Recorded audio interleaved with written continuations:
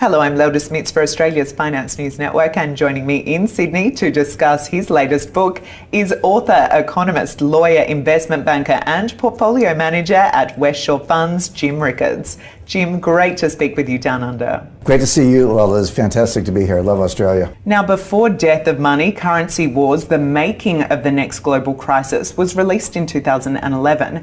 How does Death of Money expand on your original piece? Well, it's a great question. I tell people it's a prequel and a sequel, and here's what I mean.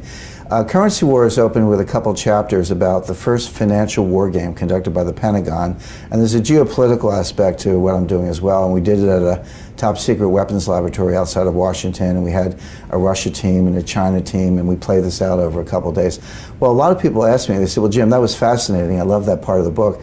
What were you doing there? How did you get invited? Why did the Pentagon call you to ask them to facilitate and participate in this war game? So I sort of tell the backstory of my involvement with national security matters prior to 2009. So that's the prequel. The sequel is to take the story of Currency Wars forward into what I expect to be the collapse of the international monetary system. So, Jim, what exactly do you mean when you say the collapse of the international monetary system? And when I say that, Lelda, you know, people say, well, that's sort of a provocative, scary statement, but I point out that the international monetary system actually has collapsed 3 times in the past 100 years. It collapsed in 1914, 1939, and again in 1971. So these things do happen every 30 or 40 years or so. You can see another one happening now. So I want to kind of warn people about that.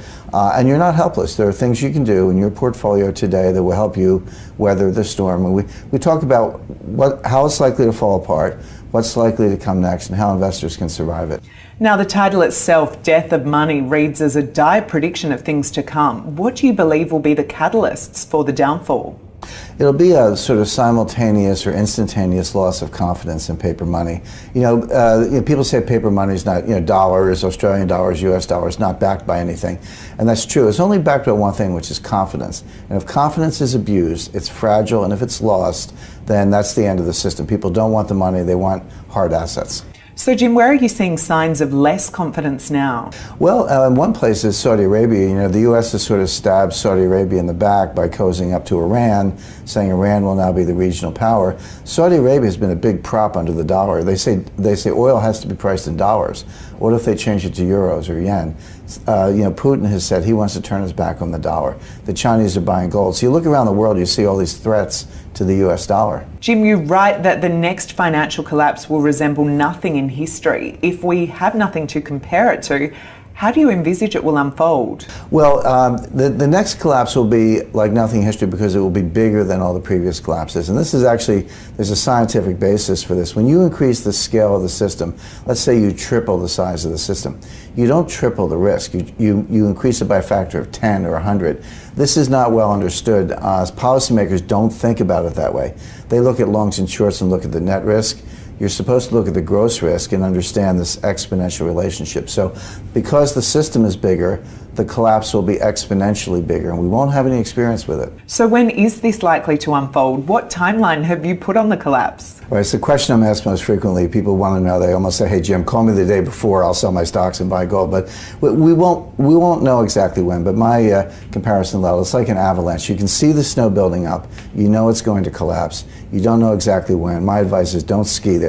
Whether it's tomorrow or next year or 2 years from now, it's still dangerous. You need to prepare for that and keep away. But Jim, what's your personal feeling over when it could happen? 3 to 5 years feels like the right time frame. I think 10 years, I don't think we're going to make it 10 years. There's too much instability. These financial panics have happened too frequently.